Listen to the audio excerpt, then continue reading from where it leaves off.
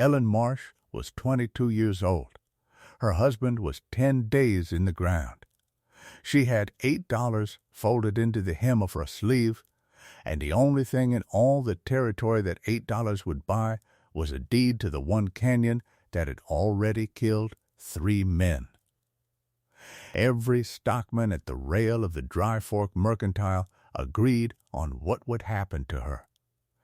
Every wife standing in the shade outside the door agreed with her husband, which did not happen often in that town, and the preacher agreed with all of them, quietly, like a man who has already chosen the text for the funeral. 214 people lived in Dry Fork in the summer of 1886, and on the question of Ellen Marsh, every last one of them held a single opinion. 3 men had gone into that canyon and stayed. She would be the 4th. But Ellen Marsh had not come to the canyon to die. She had come because it stood as the only door left open to her, and she walked through it just as she had walked through every other door in her life, carrying everything she owned and looking straight ahead. This is the story of what happens when an entire valley rides out to bury one widow and finds her garden instead. It does not go where you think it goes, and the part they smelled before they ever saw it is a thing no man in that valley forgot for as long as he lived. Stay with me until the end. And before we ride out there together, one small thing. If a long fireside story like this one is worth your evening, tap the like, leave me a comment telling me what city you are listening from so I can watch how far Ellen's Canyon travels tonight and follow along so the next story finds you. That is all I will ask, and I will not ask again. Now, 10 days before those $8 changed hands, there was a wagon on the Hotchita Road, and there was a dead axle horse tangled in the traces at the foot of a rock cut, and there was a man pinned beneath the wagon box with his hat still on. His name was Thomas Marsh. He was 25 years old. He could whistle any bird in the borderlands into answering him, and he had spent 3 years proving up a quarter section of high bench grass with his wife beside him at the plow. Both of them so young the land agent had laughed out loud when they first signed for it. The freighter who found the wreck told it plainly afterward. He would have gone quick, ma'am, the man said, turning his hat in his hands. The box came down square. He never knew a thing. Men in that country said such things to widows because it was the only mercy left to hand out. Ellen heard it standing in her own dooryard with flowers still on her wrists. She did not scream. Those who told the story later always mentioned that, some of them as praise and some of them as suspicion. She put one hand against the gatepost, held it there until her arm stopped shaking, and then she asked, in a level voice, "Where have they taken him?" They buried Thomas Marsh on the east slope, above the claim he had been 3 years short of owning outright. The preacher spoke on the shortness of days. The wind came up the bench and moved the dry grass in long silver rows, and Ellen stood at the grave head in a borrowed black dress with her hands folded. And she was so still and so pale that more than one woman there thought the girl might simply follow her man down into the ground within the month. The quiet ones sometimes did. She was the last to leave the slope. She set her palm flat on the turned earth, once, as if she were smoothing a bedsheet, and she walked down alone.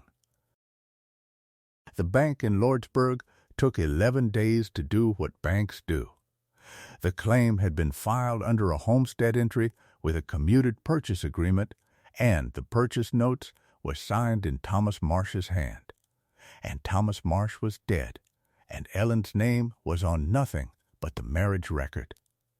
A man named Prather rode out from the bank with a leather folder and a printed notice. And to his small credit, he would not look at her while he read it aloud. Foreclosure and reversion of the within described premises, he read, standing at her gate with his hat still on because he had forgotten he owned one. All improvements, chattels, stock, and implements to be inventoried against the balance of the note. Premises to be vacated within 30 days. He cleared his throat. The bank directs me to say that in view of the season, the period is reduced to 20. The stove she and Thomas had freighted from Deming, the 4 milk goats, the plow, the bed, with the turn posts he had made her the first winter, all of it written into the folder, against the debt. When Prather finished reading, he took the hat off, too late, and said, "I am sorry, Mrs. Marsh." None of this gives the bank any pleasure. And the strange thing is that it was true. That Marsh girl thanked me, he told his wife that night. Thanked me for riding out in the heat to read her out of her own house. I have given 11 years to this bank, and being thanked by her is the worst thing that ever came of the work. What the bank could not take was $8 in coin, a canvas war bag of clothes, her mother's cedar sewing box, a single shot rifle older than she was, and a field notebook bound in oilcloth that had belonged to her father. Hold on to that notebook. Everything that follows comes out of it.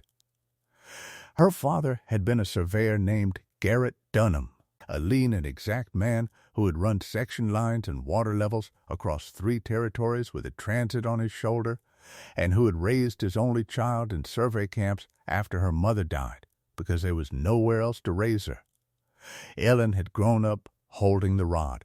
She had grown up hearing men read Slope and Stone out loud, the same as other children hear Scripture. Garrett Dunham had been dead 4 years, taken by a horse kick and a slow week, and what he left his daughter was not money, for there was never money but the notebook, 160 pages in his small, precise hand. Grades and benchmarks, sketches of country, and scattered through it, in entries she had read so many times the corners had gone soft as cloth. His notes on the canyon country south of Dry Fork, where he had run lines one autumn before she was married, including 4 pages dated and initialed on the wide mouth cave in the Red Canyon 6 miles below town, the one the town called Deadly, the one nobody would say the old name of anymore. Understand what that cave was to Dry Fork, because it matters. In 20 years it had killed 3 men, and each of them had died in a different manner, which is what made the fear of it so complete. In 1869, a prospector named Rafe Cordell had walked into the deep gallery at the back with a lamp and a bar looking for color, and his partner found him the next morning 100 feet in, laid out on the stone with no mark on him at all. His lamp burned out beside him, and his face as calm as a sleeping child's. "Bad air," said the men who had mined. "The mountain's breath," said everyone else. 8 years after that, a rancher named Ambrose Pike went in with 2 hired men to see whether the cave might do for winter stock shelter, and a slab of roof rock as big as a freight wagon came down without one sound of warning and took Pike under the edge of it. The hired men would not go back inside, even to bury him proper. And 4 years after Pike, a drifter known only as Quill, who laughed at the stories in the Dry Fork saloon on a Tuesday night and rode out to sleep in the cave on a bet, was simply never seen again. His horse came back. Quill did not. Men rode to the canyon mouth, called his name into the dark, listened to their own voices come back changed, and rode home. After Quill, the county could not have sold that canyon for $1, and in fact it tried. Which brings us to the $8.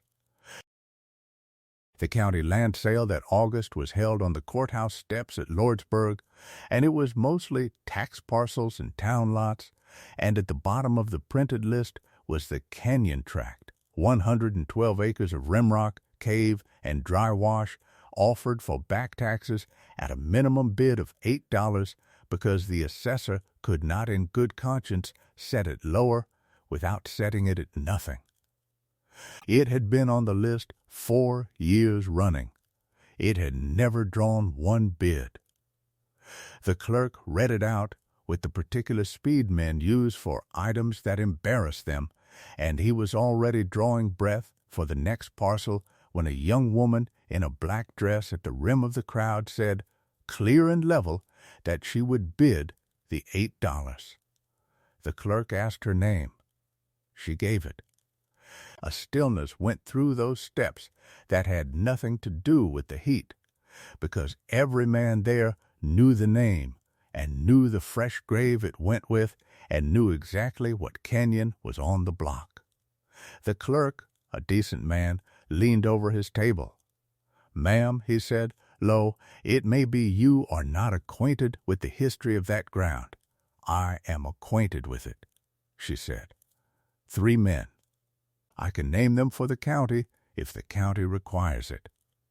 He looked at her a moment longer, and something in her face closed the conversation, and the gavel came down on $8, and that is how Ellen Marsh, 22 years old and 20 days a widow, came to own the one piece of country that every living soul in the borderlands had already agreed was a grave with a door on it. The news beat her home. News in that country always traveled faster than the people it concerned, carried by riders who felt it their duty, and by the time Ellen's borrowed buckboard rolled back into Dry Fork, the men at the mercantile rail had already arranged themselves like a jury. Lyle Hutchins, who kept the mercantile and weighed his words on the same scale he weighed his coffee, said only that grief made people do strange things, and that somebody ought to write to her kin. It came out that she had no kin. An aunt in Ohio who had not answered a letter in 6 years, and that was the whole family tree. So the town did what small towns do with a person they cannot help and cannot stop. It named her. Before the 1st of September, when men in that valley spoke of Ellen Marsh, they said the words the widow who moved into a grave, and they said it without cruelty, most of them, which somehow made it worse. Cruelty a person can stand against. Pity closes over your head like water. One woman came to see her before she left town. Ada Greer drove in herself, a small, upright woman past 50 with gray braided hard under a sun hat, wife to the biggest cattleman between Dry Fork and the line, and she found Ellen loading the war bag and a sewing box and 1 crate of hens she had bought with what remained of the $8 after the recording fee. Ada did not waste either of their time on comfort. She stood by the wheel and said, "You know what they are saying about you." "I do," Ellen said. "They said it about me once. Different words. Same song." Ada looked at the crate of hens, at the rifle wrapped in sacking, at the girl's steady hands, and whatever she was weighing came down on a side she did not announce.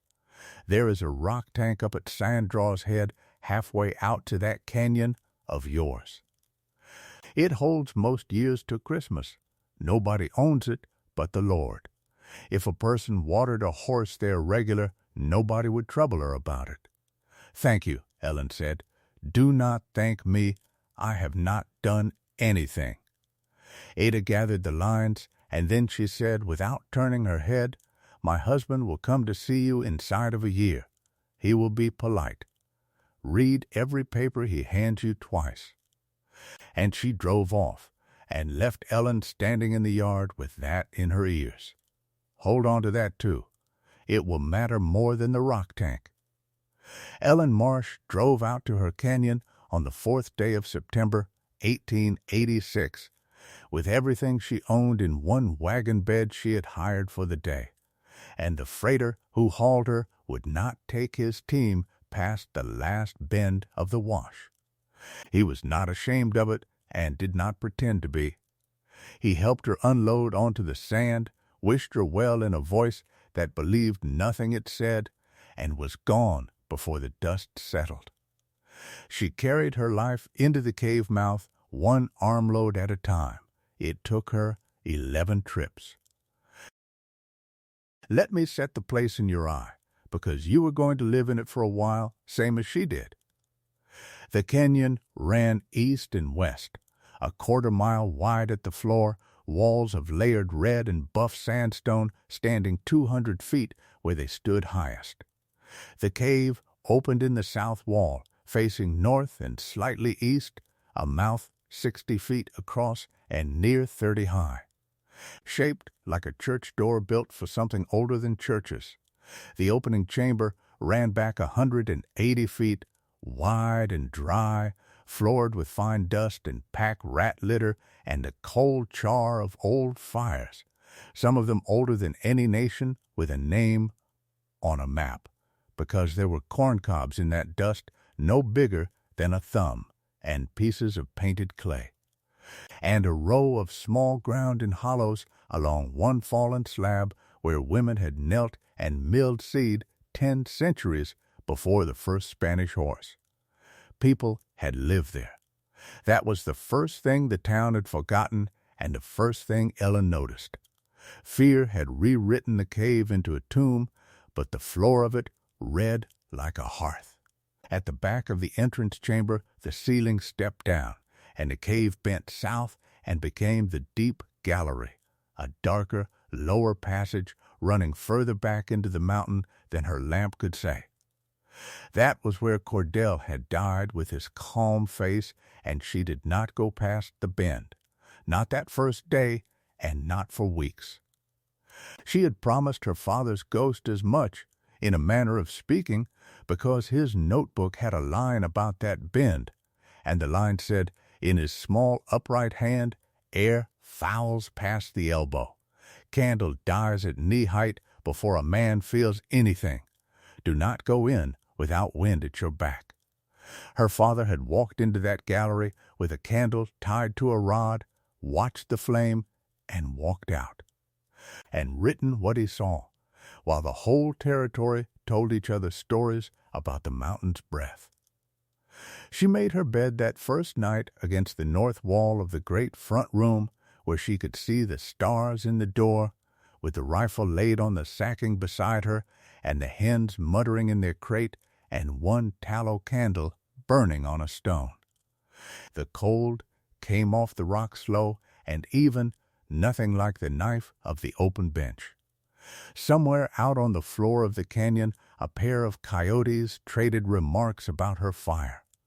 She lay there with her husband 10 days dead, and her name already a byword in a town of 200 and some souls, and she listened to the enormous silence of the stone over her, and what she felt. She wrote much later in the margin of her father's notebook, was not fear. It was shelter. The first shelter since the Hachita Road that had asked her for nothing and pitied her for nothing. In the morning she began the accounting, because she was a surveyor's daughter, and the accounting is where her people always began. She had a stub of pencil and the blank back pages of the notebook, and she walked her whole parcel and wrote down what was actually there as against what was said to be there. Item: one cave, dry, vast, north-facing, cool at midday when the canyon floor stood at 96 degrees. Item: one seep at the base of the west wall, outside the cave, a wet stain on stone with sedge growing at it. Enough to water hens and one horse if a person cut a basin and let it fill overnight. Item: driftwood in the wash from 10 years of floods, cedar and cottonwood, more fuel than a stove would burn in 3 winters. Item: an old rock corral, thrown up by some sheep herder or some soldier, half fallen, one afternoon's work to mend. Item: at the back of the opening chamber, high in the step ceiling where the gallery bent away, a crack of daylight. She stood under it a long time, that first morning, watching motes rise through a blade of sun. Her father had seen it too. Chimney, his notebook said, draws when the fire is at the mouth of it. The old ones knew. Soot on the rock 40 feet up. 214 people knew that canyon was a grave, and not one of them had stood where she was standing in the cool of early morning, watching smoke from her breakfast fire find the crack and rise through the mountain like thread through a needle's eye. She mended the corral first, because winter has no patience, and then she cut the basin at the seep deeper and lined the low side with clay, and then she began hauling driftwood into the cave's mouth and bucking it to stove length with a bow saw, and the pile grew until it stood taller than she did, and all of this was work she knew in her hands from 3 years of proving up a claim. What she did in the evenings was different. In the evenings, she sat by the fire with the notebook and read her father's 4 pages on the cave, as a lawyer reads a will, one clause after another, and she made herself say out loud what each line actually meant, because her father had taught her that a fact you cannot say plainly is a fact you do not own yet. Air fouls past the elbow. Candle dies at knee height. Soot on the rock 40 feet up. A seep outside and sedge at it. And one line she did not understand for a long while, the last of the 4 pages, written smaller than the rest, as if he had been tired or moved. Listen along the back wall when the canyon is quiet. Stone should not sound like that. She went to town twice that fall, both times for salt, cartridges, and coal oil, and both times Dry Fork looked at her as though she had ridden in off the far side of the Jordan. Women touched their children's shoulders when she passed, not roughly, just enough to gather them. At the mercantile, Hutchins weighed out her salt and would not take the full price of it, and could not meet her eye while he shorted his own bill, and Ellen, who understood exactly what was being done and why, thanked him and paid what he asked and left him feeling worse than if she had wept. Outside at the rail a stockman named Teague, who was loud after the fashion of men who fear silence, asked her straight out, with half the street listening, "You seen anything out there yet, missus?" "Marsh? Back in that cave of yours?"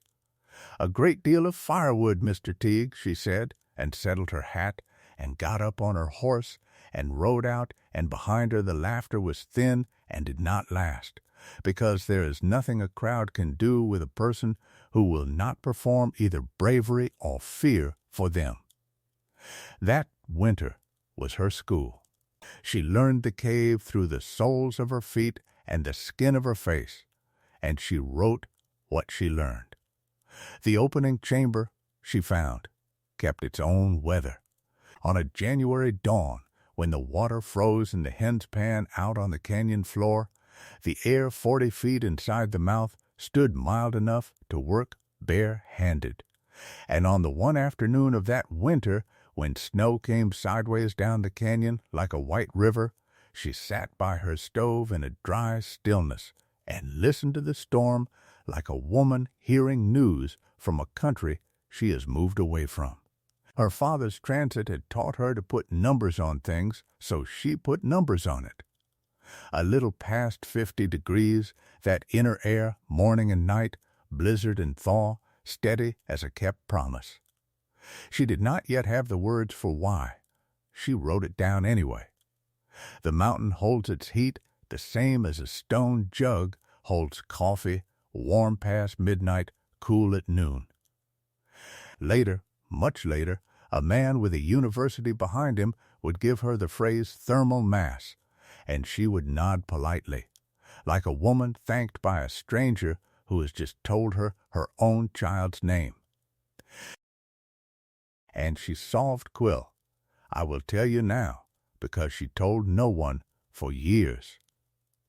Quill was the drifter who rode into the canyon on a bet and never rode out, and his vanishing had done more to poison that ground's name than both honest deaths together.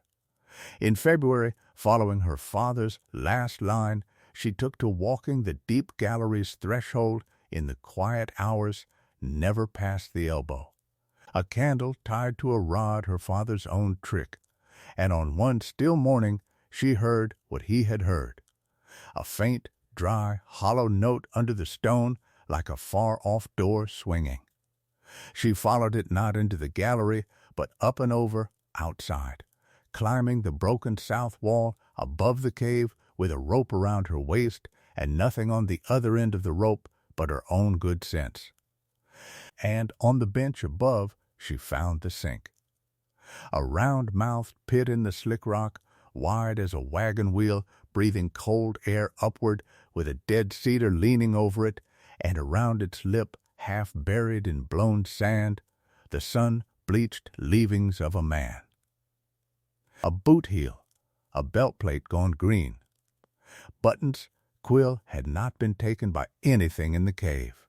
Quill, drunk on a Tuesday bet, had ridden the bench in the dark above the canyon, and the ground had simply opened under him where 10,000 years of water had hollowed the mountain from the inside, and his horse had gone home, and the town had built 20 years of terror over a hole a sober man would have walked around in daylight.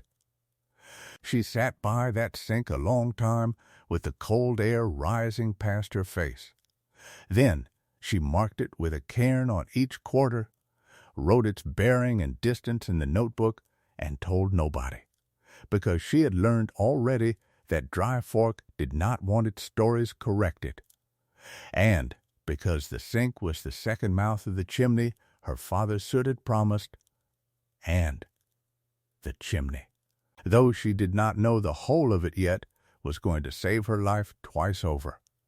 Now for the man Ada Greer had promised her. Aldous Greer ran better than 4,000 head on grass that reached from the Dry Fork bench to the Malpais, and he had built that outfit in one working lifetime out of nothing but borrowed money, early mornings, and a mind that never stopped doing arithmetic. You will want him to be the villain of this story. I am going to disappoint you, because he was not, and the story is better for it. Greer was a practical man, not a cruel one. He paid his hands on time. He had never in his life taken a thing the law would not hand him, and when he sat in church, he listened. But he was a man who believed the country was a ledger. That water was the only column in it that mattered, and that a wise man wrote his name in that column early, by whatever pen the law allowed. In March of 1887, Greer brought a water engineer down from Santa Fe, a neat, bespectacled man named Krebs, who had made a science of streams and the lack of them, and Krebs spent 9 days riding the range with an instrument kit and a rain ledger going back 30 years, borrowed from the fort that no longer stood and the mission books before that. The report he gave Greer was quiet and it was hard. "The wet years are done, Mr. Greer," Krebs said. "The ledgers say it plain as a bill of sale. The country is riding into a dry cycle, longer and worse than 1 year, and the first killing summer of it is likely no further off than the coming one. Wells would go first on the east bench, then the tanks. Then the creek itself would pull back into pools by August and go to sand by September." Krebs was wrong about nothing except the timing. He said the worst of it was 2 years out. It was 5 months out. Greer heard all of it at his own table with Ada refilling the coffee, and he did what a practical man does with hard news. He started buying certainty. Within a month he had filed on 2 springs up under the rim, bought out a homesteader whose seep watered the North Flat, and set his lawyer in Lordsburg to combing the county records for every parcel in the district with living water on it, however small, however strange. And that comb, drawn through the records one dusty page at a time, snagged in April on a canyon tract of 100-odd acres. Sold the previous August for $8, recorded in the name of Ellen Marsh, widow, with, noted in an old survey abstract in a fine upright hand, one perennial seep, and a further line the lawyer nearly did not copy out, unverified, regarding sound of water under the back wall. Greer read the abstract twice. Then he sat back in his chair and said to nobody in particular, "Now, what does that girl have out there?" Ada, at the sideboard, did not turn around. She said, "You leave her be, Aldous. I have not done a thing to her.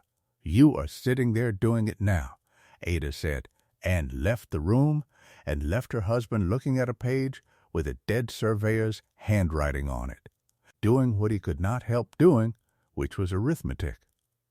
While Greer was buying certainty, Ellen was earning it, one candle at a time.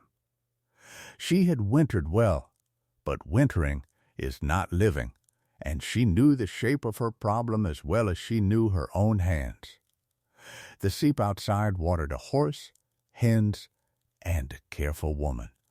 It would never water a garden, and without a garden she was one hard season from the county's charity, and the county's charity had a name on it she had already refused once.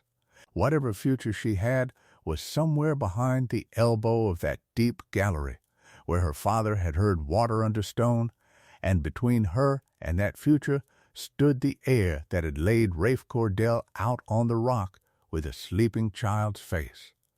So she went at the air the same as her father would have gone at a bad grade. Not with courage, with method. Courage, she wrote in her notebook that spring, is what a person calls it afterward if the method held. First she made herself understand what the old miners in her father's camps had all known and none of them could write. The bad air was not poison seeping from some vein, nor the mountain's breath, nor the ghost of Cordell.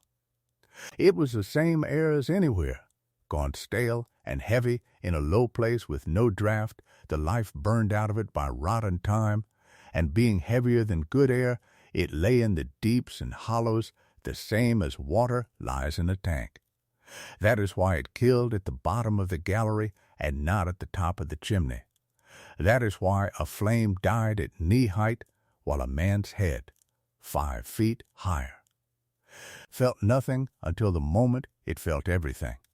A candle starves before a man starves, her father had written. The flame is the canary that never has to die for you if you tie it to a stick.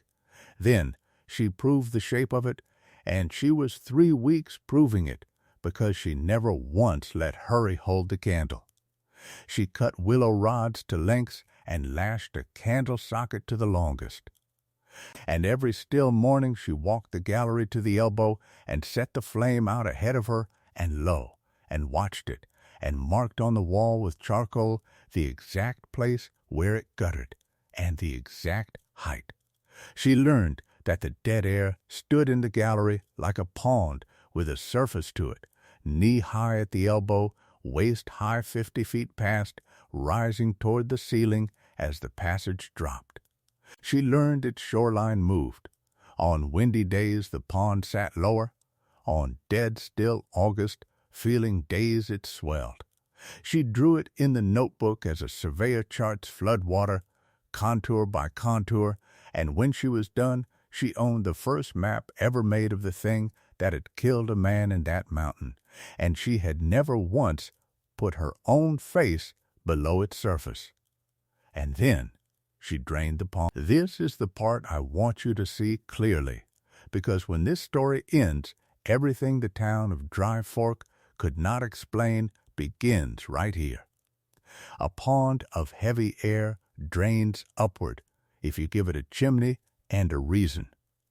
She had the chimney, her father's soot streak, the crack of daylight at the stepped ceiling, the breathing sink up on the bench where Quill's buttons lay.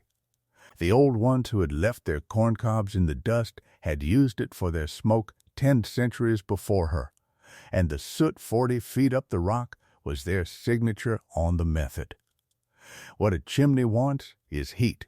Hot air rises up the shaft and cannot be replaced from the solid mountain, so it pulls from the gallery, and the gallery pulls from the great mouth of the cave, and slowly, hour on hour, the whole cavern turns over and breathes, and the stale pond at the bottom is lifted and carried out through the top of the mountain like smoke from a stone lamp. She built her first draft fire under the chimney crack on the 9th of April, 1887, laid on a hearth of flat slabs she could feed all day, and she kept it burning 3 days, small and stutty cedar and dead cottonwood, and she walked her candle line each evening and charted the pond as it fell. By the second evening the flame stood upright at the elbow at boot height. By the third evening she carried the candle to the 50-foot mark, and it burned at the floor itself, clean and yellow, in a place where her father's hand had written, "Do not go in without wind at your back." She stood there watching that small flame do the impossible, and she said out loud, to the empty gallery, to the notebook, to a surveyor 4 years dead, "It draws, Papa, Rule 1. She wrote that night. The fire is the lungs. It burns before I go in every time, no matter the hour, no matter the hurry. A cold hearth is a closed door. And she kept that rule better than most of us keep any rule, kept it through everything that is coming in this story, save one single day. Remember that too, one single day. Past the 50-foot mark, the gallery opened out, and by lamplight, that first week with the flame burning clean at her boots, Ellen Marsh walked where no living person had stood in her lifetime, down a long descending vault of red stone with the ceiling lifting away into dark, and she heard it before her lamp found it, and her lamp found it as a shine and a sound together. Water at the very back, under a wall of stone that went up further than light, a spring came out of a bedding seam breast high in the rock, and fell in a braided rope the thickness of her wrist into a worn basin the size of a wagon bed, and slid over the basin's lip and away down a dark, polished groove into the mountain, going somewhere no one would ever follow, as it had gone. By the depth of that polish, for 100 centuries. It made a sound like a low voice reading in another room. Stone should not sound like that. Her father had written on the last of his 4 pages. Now she stood at the back wall with her lamp held up and her boots getting wet, and she understood that the thirstiest county in the whole territory had been carrying this in its pocket the whole time, and had put a curse on the pocket so nobody would ever reach in. The water was so cold it hurt her teeth, and it was sweet, and it was steady. Her father's daughter did not celebrate. She measured. She hung a bucket under the fall and timed it against her husband's watch, the one thing of Thomas's the bank had somehow missed. And she did it again morning and evening for a week to catch its moods, and found it had none. A shade better than 1 bucket every minute, hour upon hour, night and day. Call it 70 buckets to the hour. Call it 5 good barrels. Enough for a garden. Enough for a herd, if it came to that, and before that same year was out, it was going to come to exactly that. Though she could not have known it, though the reader of rain ledgers up in Santa Fe was at that very hour telling Aldous Greer which way the sky had decided to break. Water was half of a garden. Light was the other half, and the light had been waiting for her since the first morning, in that blade of sun falling through the crack in the stepped ceiling. She had watched it all winter without knowing she was watching a clock. Now she studied it as she had studied the bad air, with pencil and patience, and what she found was this. The chimney crack was no mere crack. Where it met the chamber, it opened into a rough shaft, wider than a barn door, angled south, and at midday the sun came down it whole. Not a glow, not a gloaming, a solid falling column of desert daylight that laid a bright window on the cave floor bigger than a cabin, and crossed that floor slowly as the earth turned. Like sun crossing a kitchen from one window, she staked its corners every hour for a month. From mid-morning to the middle of afternoon, 4 hours and a little more in the growing season, that patch of ancient dust got direct high country sun, the fiercest and cleanest light in the world, while the air around it stood mild and the rock around it stood cool. 4 hours is not a wheat field.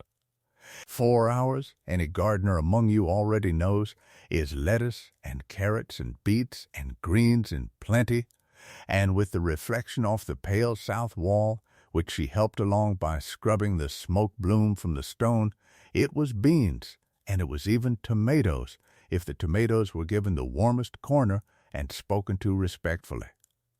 Her mother's people had grown tomatoes in Ohio. She remembered the taste as some people remember a hymn. So through that spring, while the bench grass outside came up thin and the old men in Dry Fork squinted at a sky that would not build a cloud, Ellen Marsh built her beds. She had no lumber and no money for lumber, so she built with what the canyon gave, dry, laid sandstone slabs in long rectangles on the floor of the sun window, knee-high, laid as tight and true as her father's benchmarks. 6 beds, each of them 10 feet by 4, and then she filled them, and the filling was the labor of her life to that hour. Soil in that country does not lie about in heaps. She hauled washed sand from the dry creek, a burro load at a time, on a burro she had bought lame for $3 from a freighter who had meant to shoot it, and which walked sound inside a month on rest and brush feed, and which she named Judge for reasons she told no one. She hauled the black crumbling earth out from under the canyon's one grove of old cottonwoods, leaf rot laid down over a century. She forked in a winter of hen litter and burro dung, and ash from the draft fire measured in coffee cans like medicine, and pack rat midden dust, which any old gardener in that country could have told her, and none in that town would have, is among the richest stuff a desert ever makes. She built soil as other women piece quilts, a scrap at a time, and by the end of May the 6 beds stood dark and level in the sun window, like 6 graves built for the wrong story, and she planted them. And the water walked to them on its own. That was the barrel channel, and I want to give you the barrel channel whole, because when the men of that valley finally saw it, more than one of them took his hat off as if he had stepped into a church. The spring basin at the back wall stood a good 12 feet higher than the cave floor at the beds. Fall is pressure, her father's notebook said, in an entry about flumes on a mining survey. 12 feet of fall was pressure to spare. She had no pipe and no money for pipe, so she went to Lordsburg with her last full dollar and came back with a wagon load of ruin, 6 condemned whiskey and brine barrels from the freight depot and the saloon trash lot, bought for almost nothing because they were almost nothing, and she knocked out heads and staves and charred the sound halves over her fire until they were sweet, and she cut them into half-round troughs. Then she bedded the troughs end to end on stone piers down the gallery, from the basin lip to the beds, each pier shimmed to her father's spirit level. A grade so slow, and even the water in the troughs seemed to be standing still, and only happened to arrive. At the head of the run, she set a gate no fancier than a flat stone in a notch. Tipped the stone, and the spring's overflow, which had poured into the dark polished groove for 10,000 years, turned and ran down the barrels and along the beds and filled the little clay ditches between the rows with cold bright water. In the deepest part of a drought country cave, without Ellen Marsh lifting one bucket. When the beds had drunk, she tipped the stone back, and the spring went on about its old dark business as before. She called the whole works the ditch. All that summer, in the notebook, garden entries begin the same 3 words. Ran the ditch. The garden came in the shameless glory a first garden always finds for the person who needs it most. Radishes in 20 days, then lettuce in loose, bright heads, then beets and carrots and turnips charred that stood like green lamplight, beans climbing strings she had twisted from feed sacking, and in the warm corner, staked on cedar, her tomatoes, slower than the rest, holding their green fists closed all through June while she pretended not to look at them. The chill of the cave, which she had feared would starve the beds, turned out to be their armor. Out on the flats the summer was already turning killer, and everything green on the open range curled and grayed by the middle of morning. In the sun window the light fell fierce for its 4 hours, and then the great stone shade folded over the rows and held them at that study-even mildness through the furnace of the afternoon. And the beds asked for less than half the water an open garden begs and wastes. The rock did the work. The mountain that the town had named a grave stood over her lettuces all summer like a broad-shouldered man holding a parasol, and she wrote in the notebook in July, on a day the thermometer at the Dry Fork Depot read 106, cave floor 60, 1 degrees at the beds. Tomatoes have decided to live. So have I. Now I have to tell this next part in the order the country learned it, because the country learned it hard. The rains that should have come green in May did not come at all. The old men on the mercantile porch, who could read sky the same way bankers read paper, watched the clouds build over the Floridas every afternoon of early June, tall white promises with dark hearts, and watched every one of them slide east or come apart like wet bread, and by the middle of the month they had stopped saying next week and started saying nothing. The bench grass headed out ankle high and quit. The road dust changed. Anyone who has lived a drought knows that the dust is the first thing that turns. It goes fine as flour and pale as ash, and it hangs in the air behind a single rider like smoke itself, and it was hanging so over every road out of Dry Fork by the last week of June, 1887. Krebs had told Aldous Greer the worst of it was 2 years out. The sky had not read Krebs's report. The Tollivers' well went first. They were East Bench people, a widow woman named Ruth Tolliver and her boy Amos, 9 years old that summer, holding a starve-out claim her late husband had proved with more hope than water, and their well had always been a shallow, sulky thing, 16 feet to a seam of damp sand. The 3rd week of June the bucket came up half full and gritty. The 4th week it came up wet at the bottom, like a licked spoon. Ruth Tolliver hauled her washing and her drinking water 2 miles from a neighbor's tank after that, in a barrel on a sled behind a mule, a woman thin as a fence stave hauling water in heat that made the horizon swim, and the town clucked about it and helped a little. And everyone privately thanked Providence it was her well and not theirs. By the 10th of July, it was theirs. The Hutchins well behind the mercantile dropped 6 feet and went milky. The wells along the wash went one by one, in the exact order a man who understood such things could have called in advance, and no one in town understood such things, so each one arrived like a separate judgment. The creek, which had run thin but honest through June, pulled back into a chain of green-scummed pools through July, and the pools shrank, and the cattle stood in the mud of them and bawled, and by the 1st of August, up and down the flats, the creek that Dry Fork was built on was a ribbon of cracked clay with a dead smell coming off it. And men were hauling their families' drinking water 11 miles from the railroad tank cars at the siding at $1 a barrel, which some men could pay and some men could not. There was a prayer meeting for rain at the church on the 2nd Sunday of July, and it was full, and it should be recorded that Ellen Marsh went to it. She hitched at the far rail, sat in the last pew, sang the hymns in a low, true voice, and left before the visiting was over.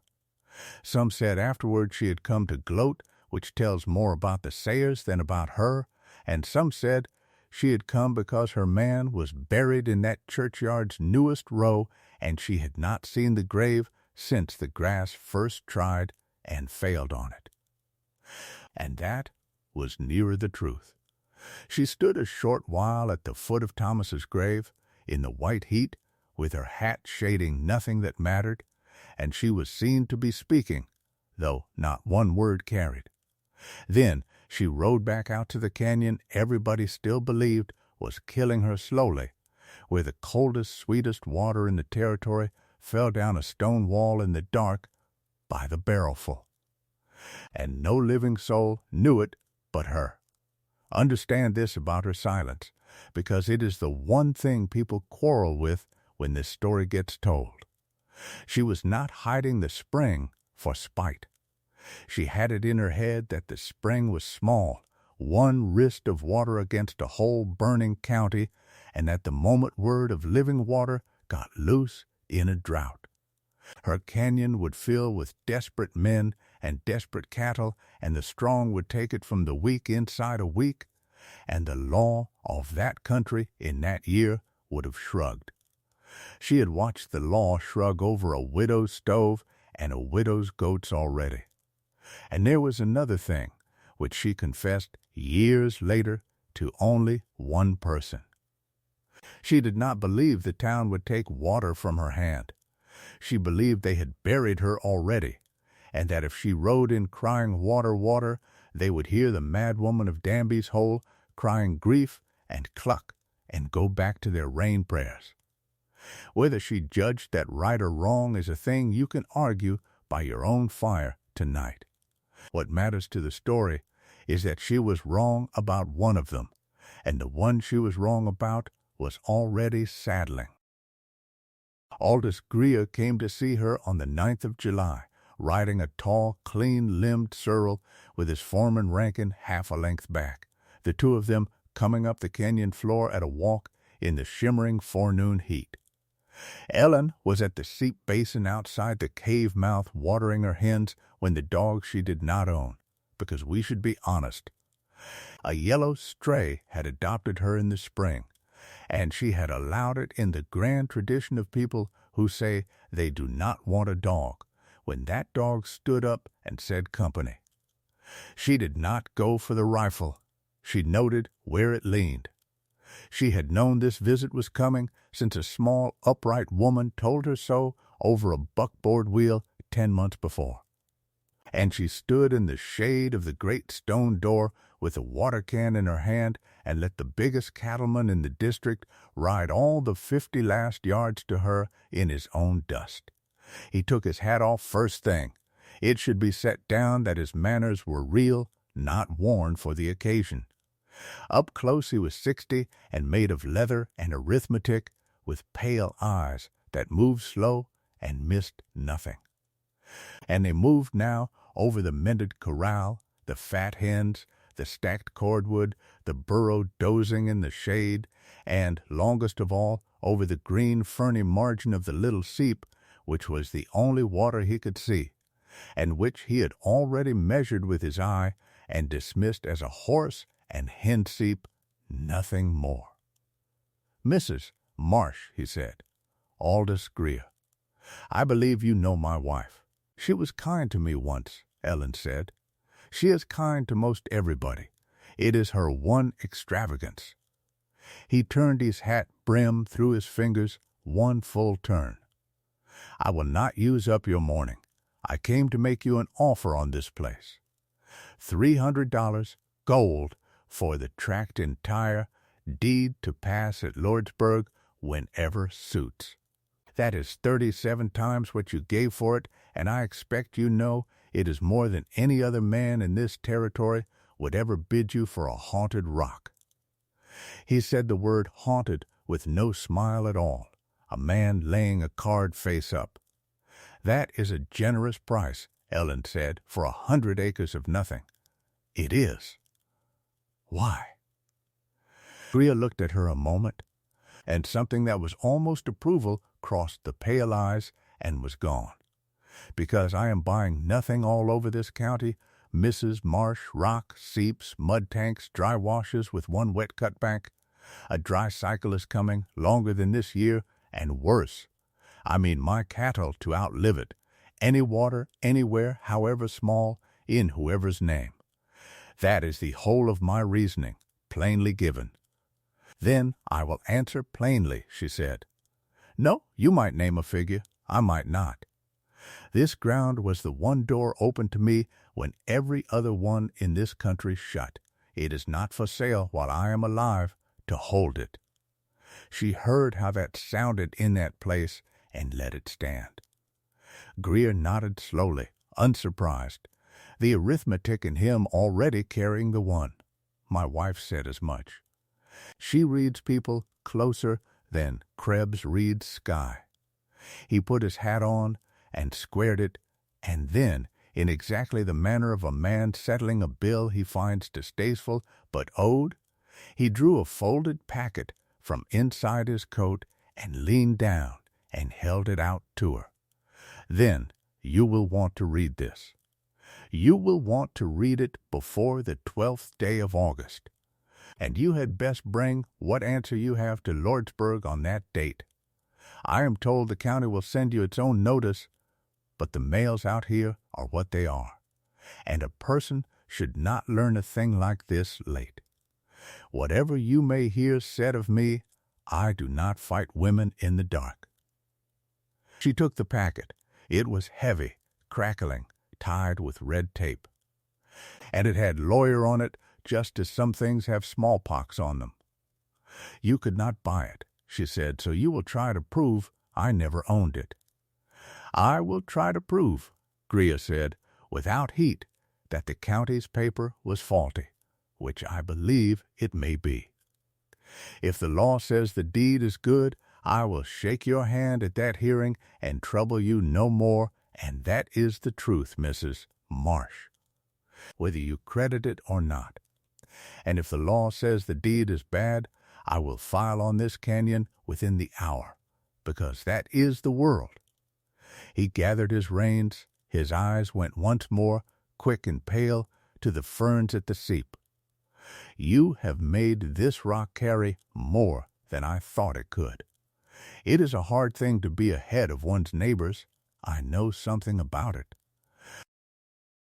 He touched his hat brim, and the two men rode down the canyon and out of the shadow line into the hammering light, and Ellen Marsh stood with the packet in her hand until even their dust had settled.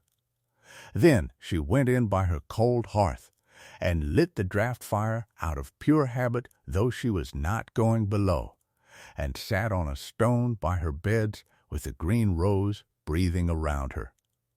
And she read every paper in that packet twice, the first time fast, with her blood loud in her ears, and the second time slow, with a pencil, in her father's manner, and by the end of the second reading her blood had gone quiet, because she had found what was in it, and what was in it could kill her claim as dead as Cordell. Here is the shape of the thing, told plain. When the county had seized the Kenyon tract for taxes years back, the clerk had copied the parcel's description out of an old abstract, and the description ran by metes and bounds from a witness corner on the rim, so many chains on such a bearing, corner to corner, closing back on itself like a drawn box. Greer's lawyer, a thorough man, had set a surveyor to run those written lines on the actual ground, and the written lines did not close. Run as copied, the west line fell 200 yards short and east of where everyone had always taken it to fall, and the box it closed missed the cave mouth, missed the seep, missed very nearly the whole canyon's south wall, and boxed instead 100-odd acres of naked rim and wash. If the written description governed, then Ellen's $8 had bought her a rectangle of blistered rimrock with no cave in it at all, and the cave itself, the seep outside, and all her hands had built inside that stone stood on unclaimed public land, open to the first filing, and the first filing was already drawn up, and it had Greer's name on it. That was the packet. A contest of her deed's description set for hearing before the probate judge at Lordsburg, the 12th of that August, 1887, at 10 in the forenoon. A faulty copy. A slipped line in a ledger, a tired clerk in a hot room years ago, writing east for west or dropping a chain, and on that slip the whole of her life since September hung by its fingers. She did not sleep that night, and gave up pretending to, and did what she always did instead of despairing, which was to fetch the notebook. If the county's description was a bad copy, it was a bad copy of something, and the something was the original survey of that township, and she knew the original survey of that township in her bones, because she knew the man who had run it. One autumn before she was married, a lean, exact man with a transit on his shoulder who wrote down everything and underlined nothing. She turned up the lamp wick and went through his canyon pages one line at a time, and then through the township pages fore and aft of them, and there, where it had sat quietly for 18 years between a note on a benchmark and a grumble about a lame chain man, she found it. Her father's own traverse of the canyon parcel, the true courses and the true distances in his small upright hand, with the witness corner described down to the chisel scar on it, and every line of it closing sweet and true around the cave, the seep, and the south wall, exactly as the whole country had always understood that parcel to lie. The county's copy had dropped one course entire. She could put her finger on the very line where the clerk's eye had jumped, and the drop was what threw the box east into the rimrock. It was not a question of whose surveyor swore louder. It was an error a child could be shown. If the judge would let the original into the room, and if the judge would take a dead man's field notes as evidence, and if the judge was honest, and that made 3 ifs, and she had 34 days, and the thermometer at the depot the morning she finished her second reading of those pages stood at 101 before the middle of morning and was still climbing. Stay with Ellen now. Because everything the drought had been doing slowly, it was about to do fast.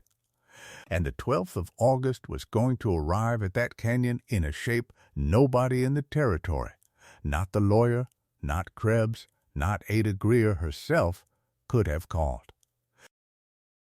The heat that July was a thing men measured against for the rest of their lives. Not the heat of a bad afternoon, which any borderland summer will hand out, but a sustained, mineral, pressing heat that started before sunup and did not break at dark, day upon day upon day, until the nights themselves went bad, and stock that had walked all day looking for water stood all night bawling for it. And the sound of a burning country, if I could put it in your ears, was not wind and was not flame. It was cattle far off all night. The depot thermometer read 108. then 111, and then the depot agent took the thermometer down. And when men asked him why, he said there was no profit in knowing. Inside the stone, none of it reached her. That must be said again, because it is the marrow of this whole account. While the flats burned, the opening chamber of that cave held its even blessed cool as it had held against the January blizzard, 61, 62 degrees at the beds, morning and night. Her lettuce stood crisp at noon on days that killed grown steers in the open. The tomatoes ripened one by one in their warm corner, and she ate the first of them standing up in the dark with her eyes shut and wrote nothing about it in the notebook that night, some things being nobody's business, not even a notebook's. The beds drank their cold ration from the barrel ditch each morning. The chimney took her small smoke away through the mountain. The spring ran its cold flood whether anyone praised it or not, and the driest county in the territory did not know, could not have dreamed, that its one green acre was down inside the rock it had been crossing the road to avoid for 20 years. She was ahead of the drought in every particular but one. She had stopped being afraid of the cave, and the cave had one lesson left. It came on the 23rd of July, and it came, as such things do, dressed as a small errand. She had been below that morning in the full ceremony, draft fire lit at dawn, candle on the rod, the pond of dead air down at boot height where the fire kept it, and she had timed the spring against Thomas's watch as she did each week. And in the hurry of a woman with 40 chores, she had set the watch on the basin lip and walked out without it, and did not miss it until dusk. And at dusk the draft fire was down to gray ash, and the evening was the stillest and hottest of that entire summer. Not a leaf of air moving in the canyon, and every rule she had written for herself said plainly that dead fire is a shut door. Light it and wait for morning. She knew the rule. She had written the rule. But the watch was Thomas's, the one thing of his the bank had missed, and it was lying alone in the dark on a stone shelf, and grief does not argue with a person. It just walks them to the door, and she took the lantern, not the candle rod, the lantern carried at her hip, and went past the elbow at a widow's quick pace to fetch her husband's watch. Her own charcoal marks were on the wall beside her, knee-height, waist-height, and she went by them, the same as a tired person goes by a warning sign on a road they have walked 100 times. What she could not know, because she was the first person in that country ever in a position to learn it, was that the deep heat of such a day changes the mountain's breathing. All that furnace month, with no fire drawing, the still nights had let the heavy air rise and pool faster and deeper than her springtime charts allowed, and on this one evening the pond that had been at her boots that morning stood at her shoulders in the low of the gallery, invisible, odorless, patient, exactly where it had waited for Rafe Cordell 18 years before. The first thing was the lantern. 30 feet short of the basin the flame changed, not out, just wrong, orange and long and starved, and a trained part of her, her father's part, said flame, low, turn, even as her hand was closing on the watch on the lip of stone. The second thing was her own breath, which had quit answering. There was air going in and out of her, and none of it was arriving, like drinking from an empty cup, and her ears began a high, fine ringing, and the strength went out of her knees in one pour, like grain out of a slit sack. She understood with a clear, cold clarity she remembered all her life that she was standing in the thing that killed Cordell, that it had already been at work in her for half a minute, and that she had perhaps another half minute of legs left, and that nobody would ever know, and that the town would be proven right about the fourth grave, all of that in one thought, as lightning shows a whole valley at once. What saved her was what she had written on the wall. Not courage, the marks. She got her head up into the better air near the ceiling of herself, held what breath she had, and walked her own charcoal line back up the slope of the floor. 1 mark, 2 marks, the lantern dying to a red thread in her fist, and her legs going wooden and stupid and far away, and at the elbow, where the flame on her morning candle had stood upright and honest, she went down onto the stone, and lay there pulling in the good air in great tearing gulps, each one arriving, each one landing like water on a burnt tongue, and the lantern beside her gathered itself and burned yellow again, the two of them coming back to life together on the cold floor in the dark. She lay there a long time. Then she was sick, wretchedly, the heavy air's parting gift. And she crawled, and then walked out through the opening chamber, and lay the rest of that night on her blankets, by the beds, with the stars standing in the great doorway, and the spring talking low in its far room, and Thomas's watch ticking in her closed hand, because in all of it she had never let go of the watch. In the morning she wrote in the notebook, in a hand that did not entirely obey her. 3 lines. Broke Rule 1. The mountain collects on broken rules the same night, no credit given. The fire is the lungs, and there are no small errands, and underneath those, after a space, a 4th line, the only one she ever wrote about it. He would not have wanted the watch at that price. 3 days she fed the draft fire and did not go below at all. On the 4th morning her candle burned clean at the floor the whole length of the gallery, and she walked to the basin and back with the rod out ahead of her, and stood a while listening to the spring, and it may be that some women would have hated the cave after such a night. She did not. The cave had not lied to her. It had the same 2 truths it had always had, cold water and heavy air, and it had never once pretended otherwise, which was more than she could say for the country outside it. But she gave the gallery a discipline after that night that a mine boss would have approved. The draft fire became a fixed appointment, lit at first gray light every day of her life there, drought or snow. And she built the hearth of it up into a proper stone furnace throat under the chimney crack, so it drew harder on less wood, and she never again crossed the elbow past sundown, and she never again crossed it at any hour without flame carried low and out ahead. She had gone into that gallery after a dead man's watch and come out owning the one piece of knowledge that all the fear of 20 years had been standing in front of. The cave did not need to be feared. It needed to be read, every day like the sky. While she was relearning her own rules, the country outside was breaking all of its own.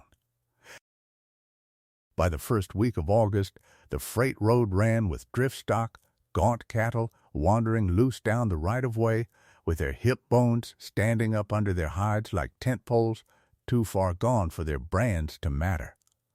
The tanks on the South Flats were plates of cracked white clay. Greer had already thrown every animal he could gather north under the rim where his bought springs still ran. And even so his East Range count, which had stood at better than 2,500 head in the spring tally, was falling week on week, and he knew it to the animal, because counting was his religion. Men with 1 milk cow and no wagon were walking that cow 11 miles to the railroad siding and buying her a drink at $1 a barrel and walking her home again. The ostlers loaded what they had and pulled out for the Gila, and then the Mercers after them, and each outfit that quit lightened the town as caving timbers lighten a mine, and everyone left behind heard the creak. And out on the east bench Ruth Tolliver, who had been hauling water on a sled since June, went down with a slow fever that dirty water carries, and lay in her hot cabin fighting it with a 9-year-old boy for a nurse, and the town, which had its hands full of its own disasters, did for her what it could spare, which was less than it should have been, and this account will come back to that cabin and to that boy before the end. Remember Amos. The 12th of August came to Lordsburg white and windless. Ellen rode in the day before. On a horse she had watered from her own barrels, past dry tanks and dead cattle, 31 miles of a country being eaten alive, and if you had seen her on that road, a straight-backed young woman, an amended black dress, riding out of all that ruin, with her father's notebook wrapped in oilcloth inside her saddlebag. You would not have guessed she was the one landowner in the district whose water had not dropped an inch. The hearing was held in the probate court's little room over the county offices, and it was fuller than such hearings run, because the district had smelled a story in it, a widow, a haunted canyon, and the big man of the country, and Drought makes an audience out of idle men. Greer sat at the front table with his lawyer, a smooth, quiet man out of Santa Fe named Pell, and the county's copy of the description lay on the judge's desk beside the surveyor's report that showed its lines falling in ruin 200 yards east of everything the world had believed. Pell was thorough, and he was fair. It is only honest to say so. This paper is the county's own record, Pell told the court, laying his hand flat upon it, and the county's own record does not close. A line that will not close its own box conveys nothing this court can hold. The respondent bought a description, and the description is a ruin. He proved the copy was the record, and proved the record did not close, and proved that a boundary failing to close conveys nothing a court can hold, and he sat down, having built a wall with no visible gate in it, and men in that room who liked Ellen looked at their boots. When the judge asked the respondent what she had to say, Ellen Marsh stood and unwrapped the oilcloth, and what she said filled less than 5 minutes and was remembered in that county for 50 years. The county's paper is a copy, she said, and a copy is only as good as the eye of the clerk who bent over it. Here, if the court will receive it, is the thing itself. The original traverse of that parcel, run in 1869 by Garrett Dunham, deputy surveyor of the General Land Office, whose field books had carried courses across 3 territories that courts and railroads trusted with millions. She opened the notebook to the canyon pages flat before the judge and set her finger on a single line. Here is where the clerk's eye jumped. One course dropped whole out of the copying. West 31 chains gone as if it had never been run. That one dropped course is the entire error, and every line above it and below it stands in the record's own figures. Put the missing course back, she said, and the box closes sweet and true around the cave, the seep, and the south wall. Exactly where 20 years of plain understanding has always set it. The judge, an old campaigner with a face like a dry riverbed, turned the notebook pages slowly with one blunt finger. "How is this court to know these notes are what you say they are?" he asked. "The witness corner on the rim is described in that hand down to the chisel scar on its north face," she said. "And that corner stands on the ground this very day. Send the court's own surveyor to lay these courses on the earth, and let him see with his own eyes which description closes and which falls to pieces. The stone will testify. It has stood there under oath for 18 years. The judge looked at her over the book. "You would have this court take a dead man's private notebook against the county's filed record. I would have the court take the ground itself, she said. The notebook only tells you where to set your feet. The corner and the courses are cut into the country, and they will answer to any honest chain in the territory. There was a stillness in that room when she sat down of a very particular kind. The stillness of men revising. Pell rose and did his work, because it was his work. A private memorandum book, he said, produced from the respondent's own baggage, kept by the respondent's own father, unproved and unfiled. The court should weigh well whose interest such a book serves. The judge heard him out. The book cannot be received as record, he said at last. But nothing prevents this court from ordering its own survey.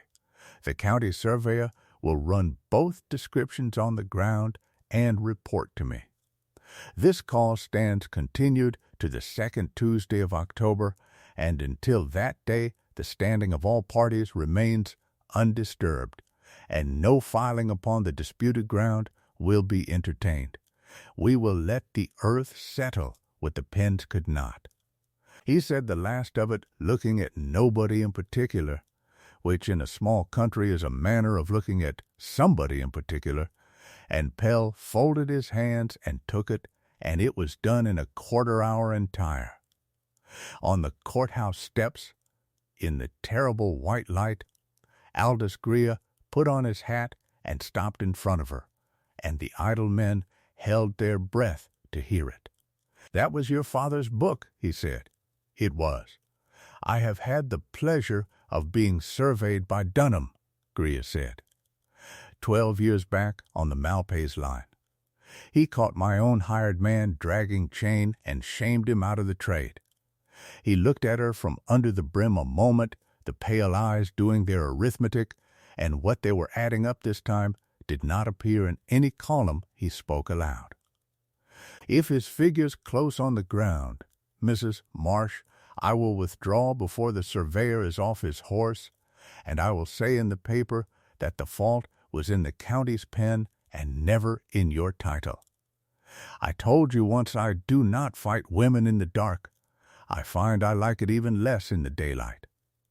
He touched his hat and was gone down the steps, and Ada, who had ridden in with him and stood at the rail through all of it saying nothing, looked at Ellen for a long moment across the crowd and did a thing nobody there had ever seen that stern small woman do in public. She smiled. Ellen rode home the next day with the notebook against her ribs in October, standing 60 days off like a fence at the far side of a long field, and if the story were about the law, it would end at that fence, quietly, with a surveyor's report. But the story was never about the law. Riding up the wash that red evening, she passed the rock tank at Drought, Ada's tank, the one that held most years till Christmas, and she stopped the horse and sat looking at it a long while. It was dry, bone white, and cracked to the middle in the second week of August. Whatever else was coming to that country, it was coming before October. She stopped at Hutchins's on her road home, the last stop she made in Dry Fork for a long time, and bought heavy. 2 sacks of flour, salt, coal oil, beans, a side of bacon, cartridges, thread. Hutchins weighed out in a store gone strange. Half his shelves standing empty, because the freighters were hauling water now instead of goods, and he asked no questions a storekeeper should not ask. But at the door, with her wagon loaded, he did say one thing. "The town is going to be thin on charity a while, with matters as they stand," he said, not meeting her eye, "and a body living out in that lonesome country ought to show herself now and again, so folks know how she keeps." It was clumsy, and it was kind, and it was the last sentence anybody in Dry Fork spoke to Ellen Marsh for 6 weeks. If Hutchins had known what those 6 weeks were going to convince his town of, he would have said it louder. Because here is the thing about the silence that followed. the thing the whole story turns on. Ellen was not hiding. She simply stopped coming, and she stopped for the plainest reasons in the world. There was nothing left in town to buy and nothing left to say.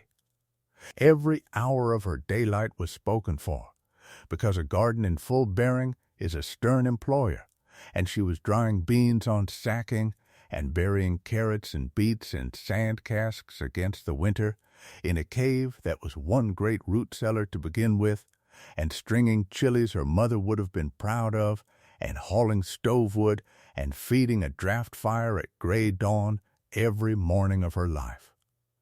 Rule 1. No exceptions, not ever again. And the work that was not garden work was harder. Her seep, the little outside seep that watered the horse and the hens, had thinned in the deep drought to a damp whisper, and so morning and evening she watered horse, burro, hens, and dog by bucket from the barrels inside, which is to say the animals moved on to the spring's account, and the animals, with the good sense of animals in a burning season, moved themselves into the cool of the opening chamber and stayed, hens and all, the burro dozing against the north wall like a gray stone that had learned to switch its tail. Any rider passing the canyon mouth in September would have seen exactly what one rider eventually saw. No stock in the corral, no hens at the seep, no fire, no washing on the line, no smoke. No smoke. That was the detail that did the deciding, and the reason for it is the finest joke in this whole account, though nobody laughed at the time. Ellen cooked indoors now, on the stone furnace throat she had built under the chimney, and the chimney did with her cook smoke what it had done for the old corncob people 1,000 years before. Drew it up through the mountain's cracked heart and let it loose so high and so thin off the mesa top that no eye at a mile's distance could find it against a pale sky. The one sign of life that a desert town reads before all others, the standing thread of a neighbor's smoke, had gone out of the canyon the day she moved her kitchen into the rock. From where she stood, nothing had ended but her errands. From where the town stood, the widow's fire had gone out. September was the cruelest month of that whole cruel year. The rains that sometimes ride up out of Sonora in that season did not come. The tanks that had held to August went in September. The water train ran every third day to the siding, and men stood in line at the tank cars with barrels on their wagons and scrip in their hats. And the talk in that line was of quitting. Whole families. Whole outfits, the talk of a town coming loose from its ground. The church bell rang for old man Ferris, who had gone out to dig his tank deeper in the heat of the day at 71 years old, and it rang for 2 children on the far flats, whose names the record keeps, but this story will let rest, taken by the same slow, dirty water fever that had pulled Ruth Tolliver down. And in the 3rd week of September, it rang for Ruth herself, who had fought the fever to a standstill twice and had no 3rd fight left in her. The boy Amos stood at the graveside in a man's hat cut down, 9 years old, burnt brown, silent as a fence post, and after the burying, he was handed around the remaining East Bench families as a debt is handed around. A week here, a week there. Everybody kind and nobody able, and he took to sleeping in barns and eating what came, and answering in one word or none. And the town said, with the ache of people who can do no better, that something would have to be done about the Tolliver boy when the weather broke. Hold him in your mind, standing in that churchyard. He is nearly home, though neither he nor anybody else in the territory could have said so.